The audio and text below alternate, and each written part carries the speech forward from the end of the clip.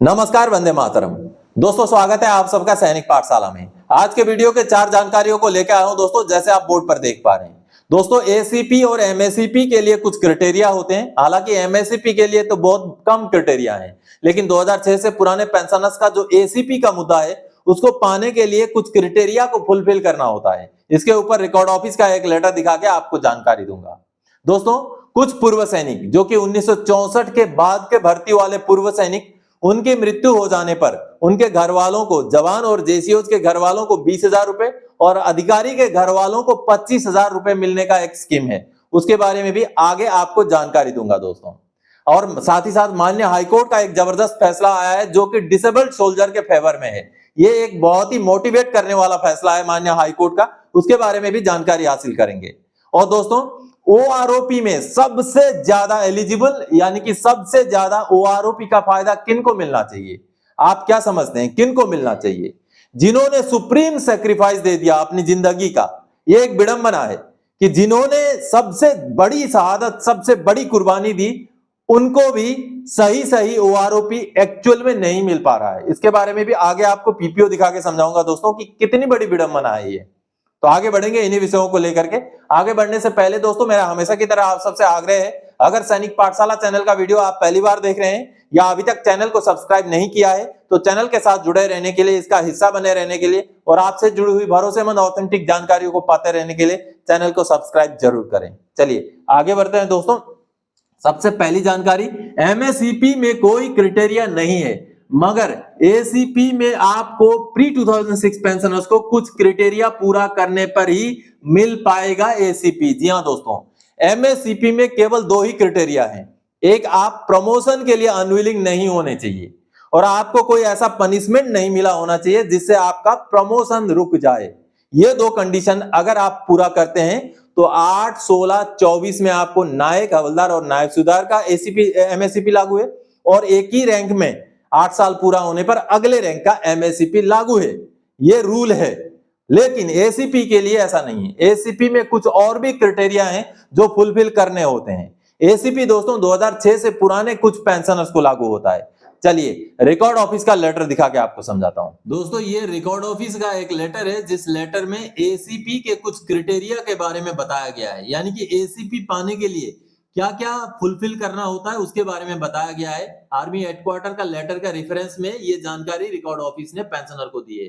अब देखिए दोस्तों, यहां पर एसीपी अगर लेना है तो क्या क्या फुलफिल करना है। सबसे पहले आप यहां देख पा रहे हैं, he should have achieved the requisite trade classification for Naik and Havildar and equivalent as applicable. यानी कि अगर आप नायक का एसीपी के लिए अप्लाई कर रहे हैं तो नायक का प्रमोशन के लिए जो ट्रेड क्लासिफिकेशन आपका होना चाहिए वो फुलफिल होना चाहिए, या आप हवलदार के लिए कर रहे हैं तो हवलदार का ट्रेड क्लासिफिकेशन आपको फुलफिल करना पड़ेगा। आगे दोस्तों, ही should be eligible for promotion on the basis of disciplinary criteria, यानी कि डिसिप्लिन में भी वो प्रमोशन के लिए हकदार होना चाहिए। यानी कि प्रमोशन के लिए अगर एलिजिबल है तभी उनको एसीपी भी ग्रांट हो पाएगा। आगे, he should fulfil the requisite education qualification criteria, यानी कि एजुकेशन क्वालिफिकेशन जो होता है वो भी उनको फुलफिल करना है। साथ ही साथ he should be willing to accept promotion to the next higher rank, यानी कि जिस रैंक के लिए एसीपी के लिए आप अप्लाई कर रहे हैं उस रैंक के लिए आपने अनविलिंग दिया नहीं होना चाहिए। आगे दोस्तों, साथ ही साथ मैट्रिकुलेशन, अगर आप मैट्रिकुलेट हैं विथ मैथ, या तो फिर अगर आप मैट्रिकुलेट नहीं है तो आपको एसीई यानी कि आर्मी सर्टिफिकेट ऑफ एजुकेशन का एग्जाम होता है वो पास हुआ होना चाहिए अगर आप नॉन मैट्रिक हैं तो ये क्राइटेरिया भी आपको फुलफिल करना पड़ेगा एसीपी नायक या एसीपी हवलदार लेने के लिए। आगे दोस्तों, जो टेक्निकल ट्रेड है वो 3 से 2 भी होना चाहिए। मतलब कहने का मतलब है दोस्तों कि प्रमोशन के लिए जो क्राइटेरिया फुलफिल हो रहा है तभी एसीपी भी ग्रांट होगा। ये एसीपी के रूलिंग है दोस्तों, हालांकि एमएससीपी के लिए ऐसे रूलिंग नहीं है। अब जिन पेंशनर को ये जवाब दिया गया था वो नॉन मैट्रिक थे, यानी कि वो मैट्रिक पास नहीं थे, तो उनका एसीई भी नहीं था, आर्मी सर्टिफिकेट एजुकेशन भी वो पास नहीं हुए थे, जिस वजह से उनको एसीपी लागू नहीं है। ऐसा जवाब रिकॉर्ड ऑफिस द्वारा दिया गया है। आप सबने देखा दोस्तों, एसीपी पाने के लिए कुल मिलाकर यही है कि जिस रैंक का एसीपी का आप क्लेम कर रहे हैं उस रैंक का प्रमोशन वाला क्राइटेरिया भी आपको फुलफिल करना पड़ेगा, तभी जाकर के आपको एसीपी लागू होगा। चलिए आगे बढ़ते हैं दूसरी जानकारी की ओर। वह हाई कोर्ट ने दिया फैसला, दिव्यांग सैनिक को क्लर्क पद पर नियुक्ति देना होगा सरकार को। जी हां दोस्तों कारगिल में एक डिसेबल्ड हो गए थे सोल्जर, जिनके हाथों के दो दो उंगलियां कट गई थी। वो बैटल कैजुअलिटी हैं, डिसेबल्ड हैं, 40% उनकी डिसेबिलिटी है। 2015 की बात है, उन्होंने पंजाब सरकार के स्टेट गवर्नमेंट के क्लर्क के जॉब के लिए अप्लाई किया था, तो उन्होंने रिटन क्लियर कर लिया। लेकिन रिटन क्लियर करने के बाद उनको टाइपिंग टेस्ट में बिठाया गया, जिसमें वो पास नहीं हो सके क्योंकि उनके हाथों की उंगलियां थे नहीं। लेकिन टाइपिंग टेस्ट से उनको एग्जेम्प्ट नहीं किया गया, नहीं एग्जेम्पशन दिया गया, जिस वजह से 2016 में उन्होंने केस किया। उनका फिर नौकरी नहीं हुआ, उस समय में केस किया। अब माननीय हाईकोर्ट, चंडीगढ़ हाईकोर्ट की तरफ से एक ऐतिहासिक फैसला आया है, जो आप ये खबर देख पा रहे हैं दोस्तों, कि माननीय कोर्ट ने ना सिर्फ सरकार को यह कहा कि आपने अन्याय किया है, उनसे टाइपिंग टेस्ट आपको नहीं लेना था, और साथ ही साथ माननीय कोर्ट ने यह भी आदेश दिया है कि अब इनको क्लर्क के पद पर नियुक्त करे सरकार। तो पूर्व सैनिक, एक डिसेबल्ड सोल्जर के पक्ष में माननीय हाईकोर्ट का ये एक ऐतिहासिक जो है फैसला है, जो कि एक स्वागत योग्य फैसला है दोस्तों। इन चीजों से, इस तरीके के जो फैसले आते हैं, जो जजमेंट आते हैं, इनसे कहीं ना कहीं हमें भी मोटिवेशन मिलता है। हम जितने पूर्व सैनिक हैं या जो भी पेंशनर्स हैं, जिनको अपने हक नहीं मिल पाते हैं, जो डिसेबल्ड सोल्जर हैं जिनको अपने हक नहीं मिल पाते हैं, तो माननीय कोर्टों के ऐसे फैसलों से उनको कहीं ना कहीं मन में एक बल मिलता है, जिससे आगे आने वाले समय में उनके साथ भी कोई अन्याय हो तो वो इसी तरीके से माननीय कोर्ट के सामने जा सकें। तो ये एक ऐतिहासिक फैसला था, माननीय कोर्ट को इसके लिए धन्यवाद। चलिए आगे बढ़ते हैं अगली जानकारी की ओर। क्या आपको पता है पूर्व सैनिक की मृत्यु होने पर घर वालों को मिलते हैं पैसे? जी हां दोस्तों, एक्स ग्रासिया के पैसे मिलते हैं। और ये किनको मिलते हैं, कौन से कोर के जो है ये इंफॉर्मेशन है वो आगे बताऊंगा। जेसीओज और ओआर को मिलते हैं 20,000 रुपए, और ऑफिसर्स यानी कि अधिकारियों को मिलते हैं 25,000 रुपए दोस्तों। जी हां, चलिए एक इंफॉर्मेशन साझा किया गया है, उसको देखते हैं। दोस्तों पेंशनर्स के लिए जानकारी दी गई है कि पेंशनर्स की मृत्यु होने पर एक्स ग्रासिया 20,000 रुपए जवानों और जेसीओज के लिए और 25,000 रुपए अधिकारियों के लिए लागू है, दिया जाता है। तो चलिए ये जानकारी कहां से निकल के आई है, सबसे पहले वो देखते हैं। ये देखिए, राज्य सैनिक बोर्ड गवर्नमेंट ऑफ सिक्किम की तरफ से ये जानकारी दी गई है, लेकिन ये सभी के लिए लागू है। रेजिमेंट ऑफ पार्टी के जितने भी पेंशनर हैं उनके लिए लागू है। आगे मैं दिखाऊंगा, बताऊंगा कि क्या है मसला। यहाँ पर ये सारी चीजें लिखा हुआ है, यहाँ देखिए साइन वगैरह प्रॉपर किए गए हैं। और इसमें जो जानकारी दी गई है दोस्तों, for attention of all Gunners. Gunners का मतलब होता है जो भी आर्टिलरी के, चाहे अधिकारी हो, चाहे जवान हो, चाहे जेसीओ हो, सारे के सारे गनर कहलाते हैं। All artillery ex-servicemen to kindly circulate in their respective groups for the benefit of others.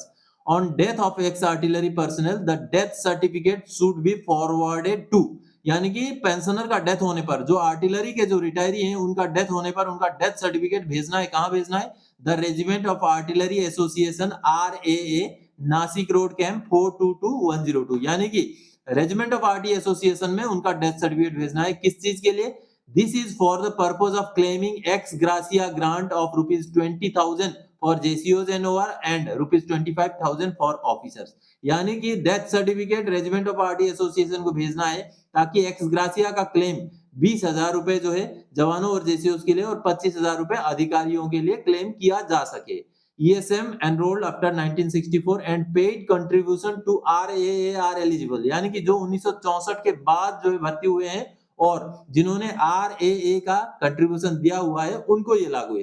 हालांकि रेजिमेंट ऑफ पार्टी में जितने भी भर्ती होते हैं दोस्तों, वो सभी से ये कंट्रीब्यूशन लिया जाता है। इसका मतलब 1964 के बाद के भर्ती जितने भी पूर्व सैनिक हैं, उनका मृत्यु होने पर उनका जो डेथ सर्टिफिकेट है वो यहाँ पर भेजना है, ताकि जो एक्स ग्रासिया का जो पैसा है 20,000 रुपए जवान जेसीओस को और 25,000 रुपए अधिकारियों को, वो उनके घर वालों को, उनके एनओके को मिल सके दोस्तों। तो इस जानकारी को सर्कुलेट कीजिए, शेयर जरूर कीजिए, ताकि जो डेथ सर्टिफिकेट है मृत्यु होने पर रेजिमेंट ऑफ आर्टी एसोसिएशन को भेजा जाए दोस्तों। चलिए अगली जानकारी की ओर आगे बढ़ते हैं। ओआरओपी में सबसे ज्यादा दावेदार क्यों सबसे ज्यादा वंचित रह गए? जी हाँ दोस्तों, मेरे हिसाब से ओआरओपी या पेंशन बढ़ोतरी के जितने भी स्कीम होते हैं, उनमें सबसे ज्यादा दावेदार कौन होने चाहिए? मेरे हिसाब से तो जो लिबरलाइज फैमिली पेंशन पाने वाले पेंशनर्स होते हैं वो होने चाहिए, क्योंकि दोस्तों liberalise family pension supreme sacrifice के बाद मिलता है। यानी कि देश के लिए दुश्मन से लड़ते हुए जब शहादत हो जाती है, वैसे कंडीशन में लिबरलाइज फैमिली पेंशन मिलता है। तो ऐसे में लिबरलाइज फैमिली पेंशनर्स को ही ओआरओपी का फायदा ना मिले तो कितनी विडंबना की बात है। चलिए उनका एक पीपीओ देख के आपको समझाता हूं। दोस्तों ये जो पीपीओ है ये 7वें पे कमीशन के बाद का पीपीओ है और ये पीपीओ एक लिबरलाइज फैमिली पेंशन पाने वाले पेंशनर का पीपीओ है। जो ओरिजिनल जो सोल्जर थे, सूबेदार साहब थे, जो शहीद हुए थे और 13 अप्रैल 1982 में उनकी शहादत हुई थी दोस्तों। और उनका लेंथ ऑफ सर्विस उस समय में 21 साल 2 महीना 29 दिन था, यानी कि 21 साल का लेंथ ऑफ सर्विस में इनकी शहादत हुई थी। दोस्तों liberalise family pension supreme sacrifice के कंडीशन पर उनके घर वालों को उनके एनओके को दिया जाता है, यानी कि दुश्मन के साथ लड़ाई के दौरान या काउंटर इंसर्जेंसी में जब शहादत होती है या तो फिर लड़ाई के दौरान, चाहे कारगिल का लड़ाई हो, कोई भी लड़ाई के दौरान जब कोई शहीद हो जाता है तो उनके घर वालों को जो पेंशन मिलता है, उनके अर्धांगिनी को या जो भी पेंशन के लिए हकदार है उनको जो पेंशन मिलता है वो पेंशन कहलाता है लिबरलाइज फैमिली पेंशन।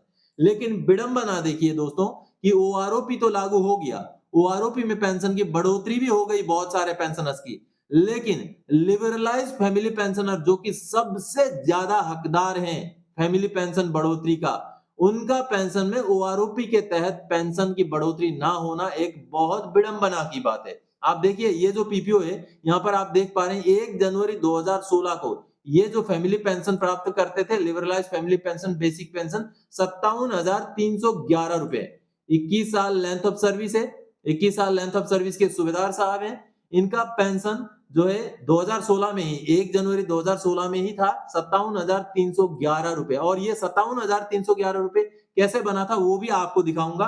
और आज के डेट में ओआरओपी 3 में इन पेंशनर का फैमिली पेंशन में कितना बढ़ोतरी हुआ है जो एक बहुत बड़ी विडंबना है, वो भी आपको आगे दिखाऊंगा। तो चलिए सबसे पहले ये जो 57,311 रुपए पेंशन बना है वो कैसे बना है उसको समझते हैं। दोस्तों ये जो आप टेबल देख पा रहे हैं ये ओआरओपी 1 का टेबल है, टेबल नंबर 52, जो कि लिबरलाइज फैमिली पेंशनर का पेंशन का टेबल है, यहाँ पर आप देख पा रहे हैं। अब हमने जो मैंने आपको पीपीओ दिखाया था वो 21 साल लेंथ ऑफ सर्विस वाले सूबेदार साहब का लिबरलाइज फैमिली पेंशन का दिखाया था, तो 21 साल सर्विस वाले ये वाला हम अगर रो देखेंगे तो जो यहाँ पर जो ये देखिए वाई ग्रुप के सूबेदार का 22,300 रुपए ओआरओपी 1 का रेट है। ये देखिए ओआरओपी 1 में 22,300 रुपए पेंशन फिक्स किया गया था। तो अब ये 22,300 रुपए का मैं आगे समझाता हूं कि कैसे वो 57,311 रुपए बना। अब मैं यहाँ पर आपको सीधा सीधा कैलकुलेटर में समझाता हूं। ये देखिए ये कैलकुलेटर में आपको कैलकुलेट करके सीधा सीधा समझाता हूं मैं कि कैसे ये पेंशन बना है। तो आपने देखा 22,300 रुपए उनका बेसिक पेंशन ओआरओपी 1 का था, तो 2.57 का फॉर्मूला हमने लगाया 7वें पे कमीशन का। ये देखिए 57,311 रुपए उनका ओआरओपी 1 का पेंशन है। ओआरओपी 1 का पेंशन जो 7वां पे कमीशन में 57,311 रुपए बन गया 2.57 फॉर्मूला लग के। अब चलिए मैं आपको दिखाता हूं अब ओआरओपी 3 में इन पेंशनर को कितना पेंशन में बढ़ोतरी मिला है। अब ये देखिए दोस्तों ये लिबरलाइज फैमिली पेंशन का ओआरओपी 3 का टेबल है। अब इस टेबल में ये टेबल नंबर 57, ये देखिए टेबल नंबर 57 है। तो टेबल नंबर 57 में 21 साल लेंथ ऑफ सर्विस, ये देखिए 2 नंबर रो है, 21 साल लेंथ ऑफ सर्विस के जो सूबेदार हैं उनका पेंशन कितना निकला है वो मैं आपको दिखाता हूं। सूबेदार ये देखिए सूबेदार वाई ग्रुप 54,950 रुपए, यानी कि जिनका पेंशन जुलाई 2014 में फिक्स किए गए ओआरओपी 1 में उसके हिसाब से 57,311 रुपए बनता है, उनका उसके 10 साल बाद रिवीजन होने के बाद पेंशन निकल रहा है 54,950। 10 सालों में निगेटिव 2361 रुपए, 2,361 रुपए निगेटिव में, बढ़ोतरी तो छोड़ दीजिए, निगेटिव में 2361 रुपए। हालांकि पेंशन प्रोटेक्टेड है, इनका पेंशन कम तो नहीं किया जाएगा, जितना मिल रहा है उतना ही मिलेगा। लेकिन 10 साल पहले जो पेंशन में बढ़ोतरी हुई है, 10 साल के बाद जो रिवीजन हो रहा है उसमें भी निगेटिव में 2361 रुपए जा रहा है। और ये केवल इन पेंशनर के केस में नहीं, लिबरलाइज फैमिली पेंशन के आप किसी भी केस को उठा के देखिए, लगभग हूबहू इसी तरीके का नेगेटिव ग्रोथ आपको दिखाई देगा। कहीं ना कहीं लिबरलाइज फैमिली पेंशनर्स के साथ जो ओआरओपी का जो तरीका जो फिक्स किया गया उससे उनको घाटा हुआ है, क्योंकि लिबरलाइज फैमिली पेंशन जैसे इन पेंशनर का जिनका मैंने पीपीओ दिखाया, उनको जब पेंशन मिला तो उनको मैक्सिमम लेंथ ऑफ सर्विस के हिसाब से पेंशन दिया गया, लिबरलाइज फैमिली पेंशन। लेकिन ओआरओपी में उनको एक्चुअल लेंथ ऑफ सर्विस के हिसाब से रिवीजन दिया गया, जिसकी वजह से उनका पेंशन में घाटा हुआ है। तो कहीं ना कहीं ओएमजेसी के रिपोर्ट में भी ये रिकमेंडेशन है। हालांकि ओएमजेसी के रिपोर्ट को सरकार ने नकार दिया है, लेकिन फिर भी लिबरलाइज फैमिली पेंशनर के केस में ये एक बहुत बड़ी विडंबना है, बहुत बड़ी विसंगति है, जिसको सरकार को सही करना चाहिए। तो दोस्तों आज के इस वीडियो में इन्हीं जानकारियों के साथ आया था। आगे और कोई जानकारी था कि आपसे सरोकार रखने वाला विषय लेकर मैं फिर से हाजिर हो जाऊंगा। तब तक के लिए जय हिंद दोस्तों।